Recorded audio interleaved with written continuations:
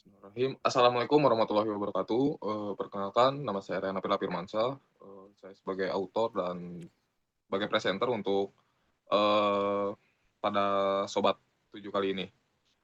Pada kesempatan kali ini juga, izinkan saya untuk memaparkan ataupun mempresentasikan paper yang telah saya, rancang atau telah saya buat dari penelitian saya gitu, yang berjudul "Penerapan Random Forest dalam Penentuan Penerima Zakat Studi Kasus, Basnas Kota Bandung".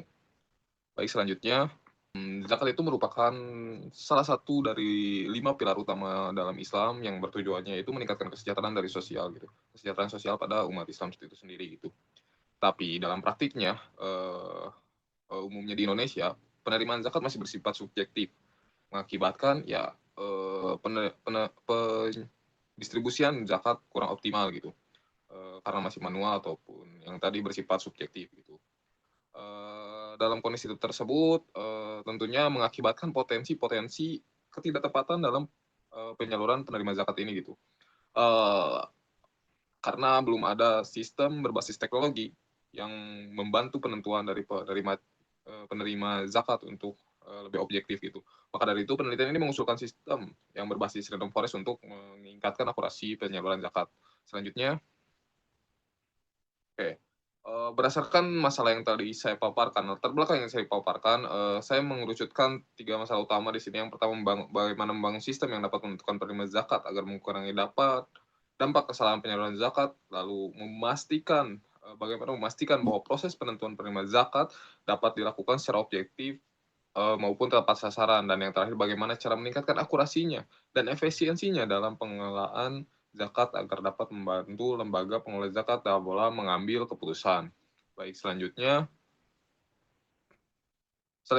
adapun tujuan penelitian, mmm, yang pertama itu, membangun sistem yang dapat menentukan penerima zakat guna mengurangi dampak kesalahan-kesalahan dalam penyaluran zakat, lalu ada mengimplementasikan sistem pemilihan zakat yang menggunakan metode random forest ini agar proses penentuan penerima zakat dapat dilakukan secara objektif dan tepat sasaran.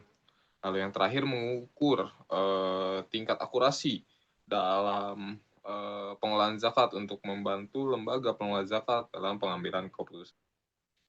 Baik, adapun metodologi penelitian dari, yang pertama kita diawali dari penelitian pendahuluan, pengembangan sistem, validasi sistem, lalu terakhir implementasi. Ini, data, berasal dari Basnas Kota Bandung, sebanyak 713 data, lalu speed data atau training dan testingnya itu 75/25, menggunakan 5 pohon, pada model random forest, lalu 8 fitur utama pada model random forest, output yang, output keputusannya itu layak dan tidak layak gitu.